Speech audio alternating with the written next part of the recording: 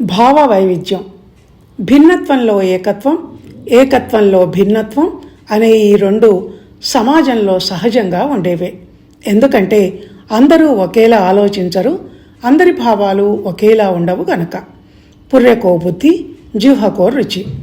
మనుషుల స్వభావం, వాళ్ళు పెరిగిన వాతావరణం, తల్లిదండ్రుల పెంపకం, ఇంటి పరిస్థితులు, వ్యవస్థలోని మంచి చెడులు, వీటన్నింటినీ బట్టి కొంతమంది కొన్ని భావాలకు అలవాటు పడిపోతారు.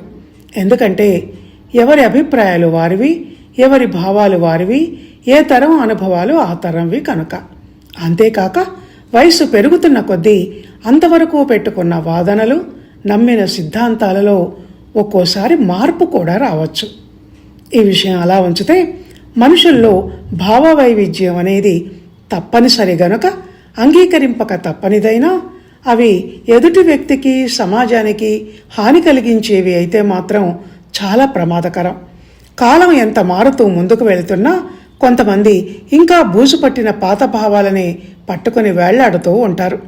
కులమత భేదాలు చూపించటం, సాంఘిక దురాచారాలు, మూఢనమ్మకాలు వంటివి ఈ కోవలోకి వస్తాయి. వాళ్ల బుర్రలో నుంచి ఆ బూజును వదిలించకపోతే మనిషికి పురోగతి అనేది అసాధ్యం. అలాగే ప్రతికూల భావజాలం, ఇది ఒక అంటురోగం లాంటిది. ఒక్కరితో ఆపకపోతే ఒకరి నుంచి మరొకరికి వ్యాపించి వాళ్ళ మనసులను వ్యాధిగ్రస్తం చేస్తుంది.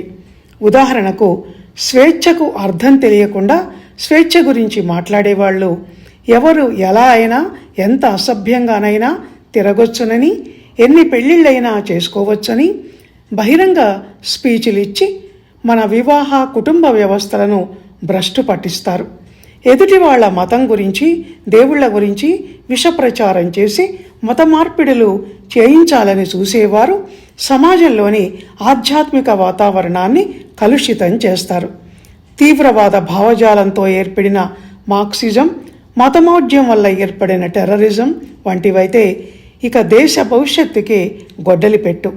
దీనిని బట్టి ఏం తెలుస్తోంది అంటే భావ వైవిధ్యం ఉండొచ్చు కానీ ప్రమాదకర భావాలు ఉండకూడదు అని. ధన్యవాదాలు.